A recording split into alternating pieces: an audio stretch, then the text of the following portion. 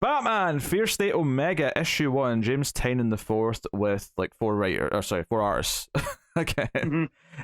And I will say, like, I think the separation in this one does work. Although I will say the first time it switched from Federici, who's his first artist, I was like, oh no, he's not in the whole book. Like, because I was really liking the art in that first part, and then it switched to, and it does switch back. And I do think that the part they picked for him to do does suit his art, because it's like Scarecrow and Batman talking in the rain.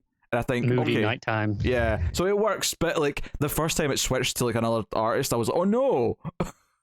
I didn't realize I recognized Federici's art as well as I do, because I didn't look at who the artists were on this book. I opened up the first page, I was like, "Ooh, Federici," and then I actually like flicked back to the cover to check. I was like, "Oh yeah, it is." As an Ivy fan, I'm upset that the Ivy stuff was done by March. Yeah.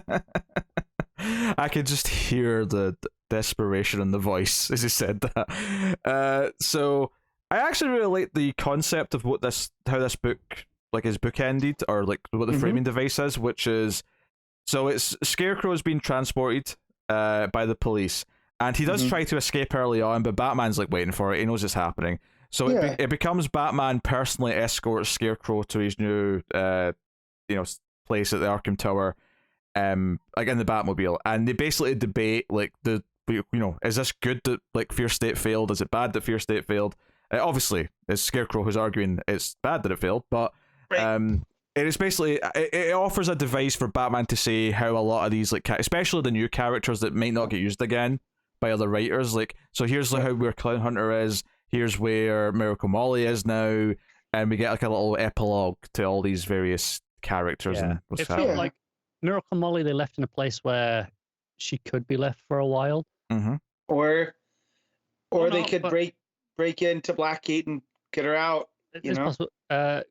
Clown Hunter felt like the one most likely to get reused, because it was Clown Hunter and Ghostmaker, right? Or they go off into the sunset for me never to see either again. Yeah, well, I actually don't mind Clown Hunter, but like I'm okay with Clown Hunter and Ghostmaker disappearing.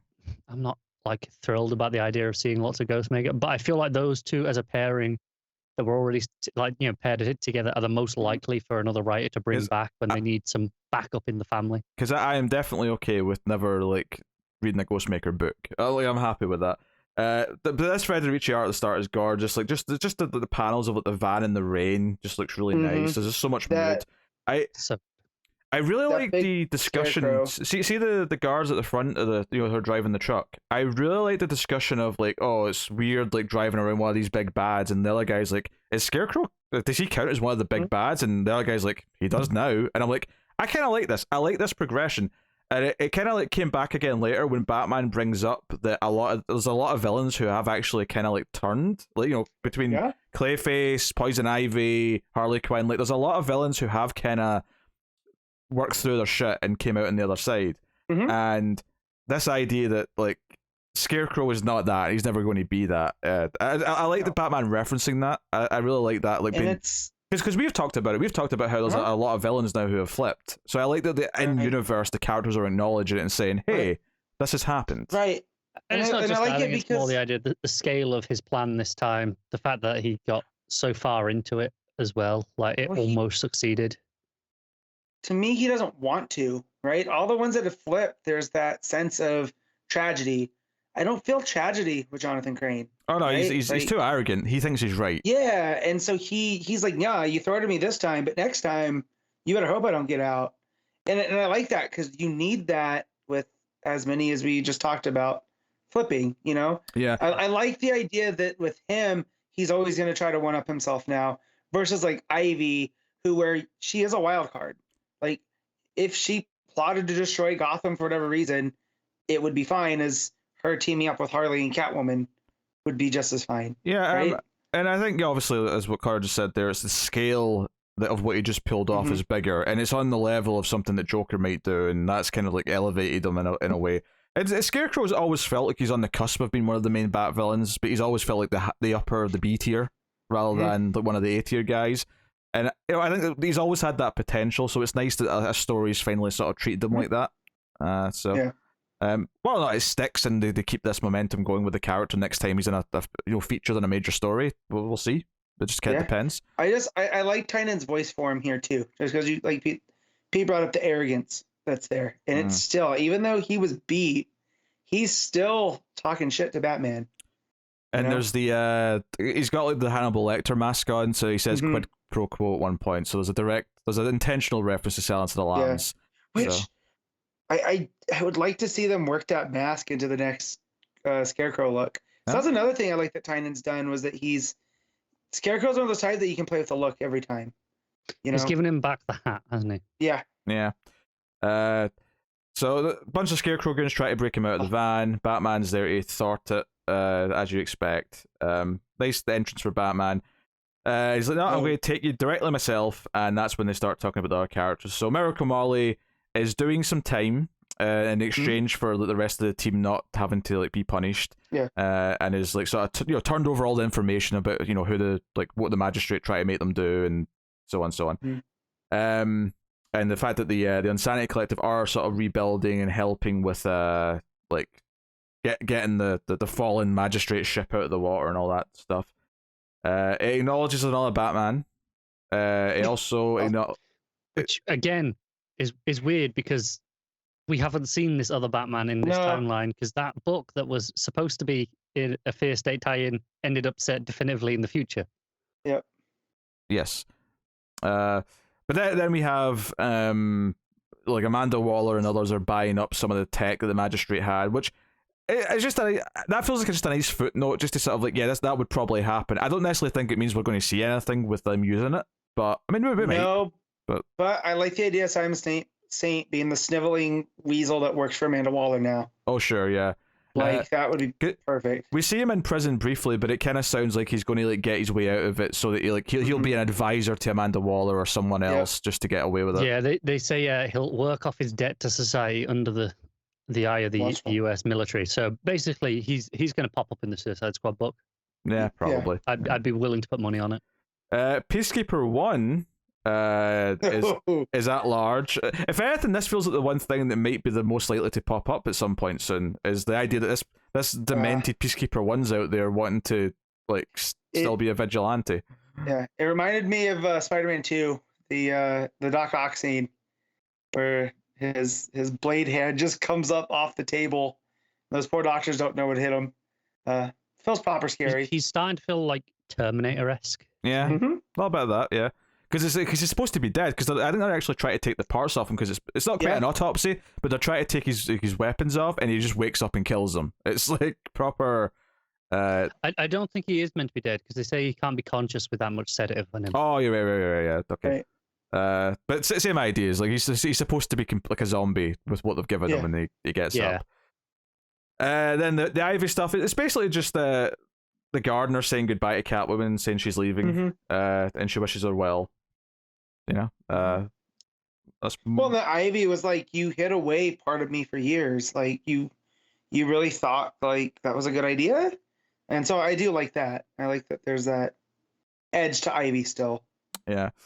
Also, I forgot to mention it, but I did kind of like that Scarecrow asked. He said he didn't feel right without his mask on, and Batman pulls one of the hoods off of his cronies that try to break him out and gives him that. Yeah. I actually love it as well, and as much as I do not like the lettering, with that I've complained about since it popped up in Batman, I really like the fact that they chose that moment to switch from a standard white lettering bubble with some black text to the Scarecrow lettering the moment he has the this mask is it's basically the one from Batman Begins, right? It's just a sack that he has on here. So it really made me think of when he puts the sack on in that movie, and then immediately you get the voice modulator that's like Scarecrow. Yeah, and obviously this is just a random sack. There is no voice modulator in it. It's just to show that he's Scarecrow now, not Jonathan. Not Crane. Also, I love that when Batman breaks about to take him in himself, he goes, "Oh, it's you." Because that moment's so good. Yeah, Clown Hunter doesn't like Batman talking to him like he might become a Robin, and it says, "Yeah, I know that won't work." And then he's like, "Hey, Ghostmaker's different from me," and Ghostmaker's like, "Hey, I'll help you to use swords, just no killing, but I'm better than Batman." Swords are cool, right? Yeah, and he's like, "All right, sure, I'll try it." I mean, the baseball bat is still a less lethal weapon than a sword, but Ghostmaker, you do you, bud. Yeah. He So did have the unique bat though. the Bat, yes, of course. So, and that 2-page layout with Batman and Scarecrow driving through the forest, like, oh, so good. Just that, Federici just kills it, doesn't he? yeah. Yep. If they want to give Federici a nice Black Label Batman book to do, I'd be. It's making me want to reread The Last God, which, so good. So, he drops him off. We got Meridian Chase, who's now Chase Meridian. Sorry, Chase Meridian, yes. Which is from. I mean, that guy's name. I don't remember. You don't remember. That is Nicole Kidman's character from Batman Forever, Pete. I like this less now. Yeah, I know. This is what I teased. I could not wait for Pete to read. He didn't even realize it. I was wondering what that tweet was about. Do you know, I recognized the name and kind of went, oh, that sounds familiar. I'm sure she's popped up before. And then, but I never actually realized that's who that was. From the best bad Batman movie. Well, does that mean there's going to be boiling acid in the new Detective Comics arc? Maybe there will be. But I love when they do this, just because it, like, this could have been any new character, but I like the fact that Tynion decided to make it. I mean, this is just like... Did Tynion decide this, or was this Tamaki who kind of picked this character for their detective stuff going forward? I mean, this is the sort of thing. It could just be a new character, but they figure, hey, we can use that name, and nobody else is going to use it for anything, so why not? Right. And it's a blank slate, because there's nothing really to do besides the fact she wants Val Kilmer. Like, they don't have to, like, base anything about her off of that character in that movie. No. She's just a doctor who's going to be working at Arkham Tower. Just the fact that they're slightly canonizing Batman Forever. It's an open book. I think running Arkham Tower as opposed to working at it. Yeah, running. That's head, I got. I got head doctor kind of vibes. Like, she's the one driving the initiative and all that. Well, she does say my new hospital. So. So it ends with this tease. So it's kind of nice for, like, Tynion to end his, like, final issue, capping off with all his epilogue stuff with a tease for this Detective Comics story by showing the tower as he drives off from it. So I do appreciate that between the backups from previous issues of Detective and then these two issues, it does kind of feel like we've been kind of building up to this Arkham Tower story, and I kind of like that we're really treating it like a big deal. And it feels like Tech is going to be, like, I know Williamson's doing stuff with Batman, but it does feel like Tech's kind of the back to being not the flagship Batman book, but it feels like it's the focus for the next couple of months, and then like it was under Tynion, right? Like, King was doing his thing at the same time at Rebirth, and that Tynion Bat book kind of felt like the spine of the Bat universe. That's how I feel going with this now.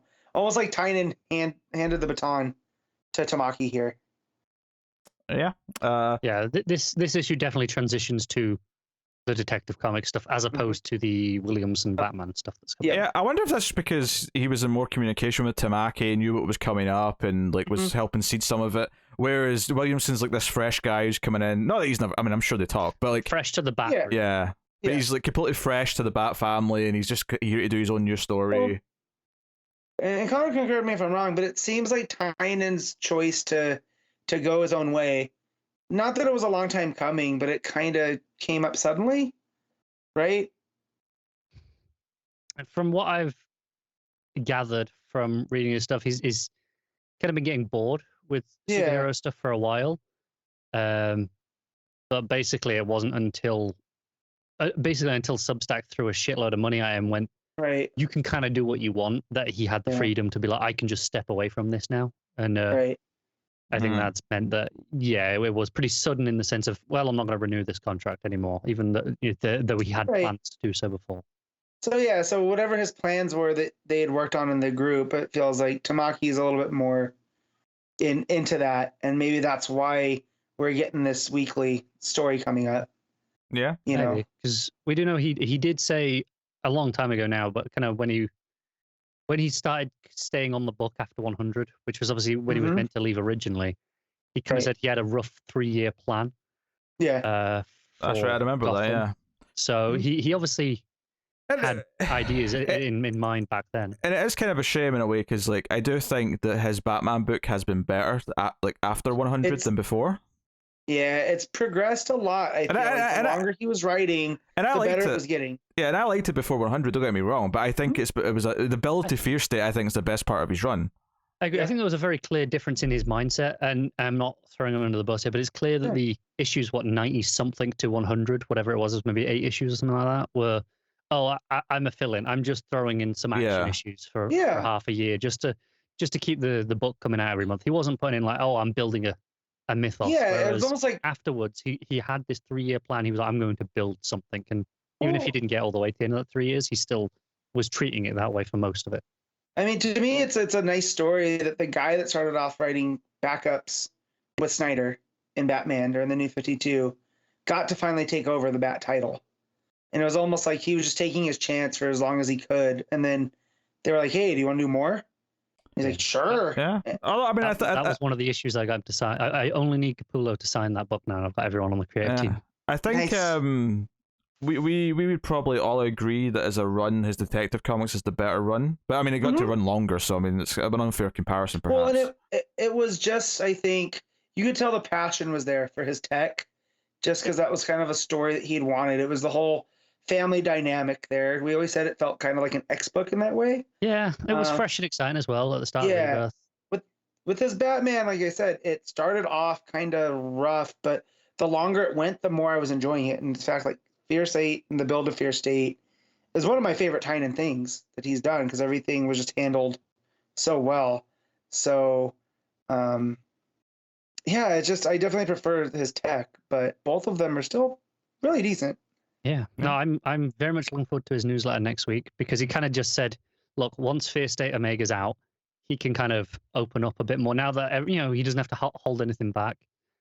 So he's going to do like a big retrospective on his thoughts on Batman now that he's done, kind of what he wanted from it. I'm really intrigued to see what he actually says about it, and the angle that he came at it from. Yeah. All right, well, let's rate Fear State Omega issue 1 then. Matt, what are you giving it? I'm going to give this a 7.5. Connor? I'm going to give it an 8. I think it would have been a 7.5, but the Federici art just knocks it up a point, or half a point.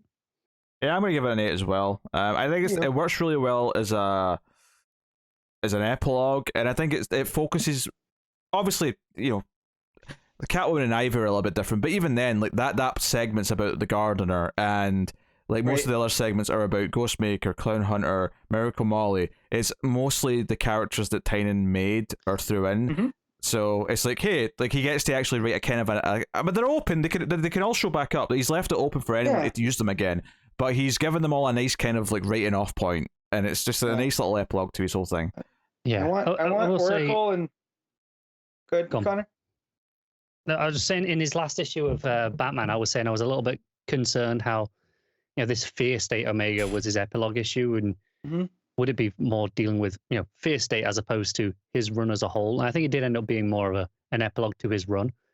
And I think it's maybe a shame they titled this the Fear State Omega issue and not put this under the Batman annual, because I think more people.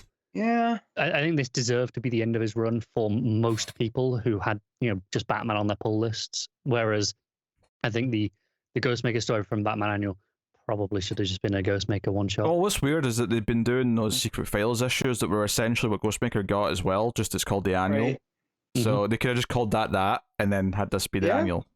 And I think that would have been fairer for more people, because I'm certain there are people who read all of Tynion's run but didn't get this issue because they don't they don't follow everything. I don't know, like I still pull Batman, and this was in my file. You know what I mean? You have a half decent shop that is capable of making those decisions. Not everyone does, and I'm thinking, especially when we looked at the Comixology charts, this was 30th, whereas the annual was number 1. How many people just have Batman on their subscription list and just read every Tynion Batman issue, but didn't read? They probably didn't read Fear State Alpha either, admittedly, but they probably got enough, and then they're missing out this, which I think is more important than Fear State Alpha, because this is the end of his run as opposed to just the end of that event. Yeah, plus I dug I think just the vibe of Batman and Scarecrow kind of like having this discussion, like in the car in the rain as they're going to his new location. I think just a really nice atmosphere, so.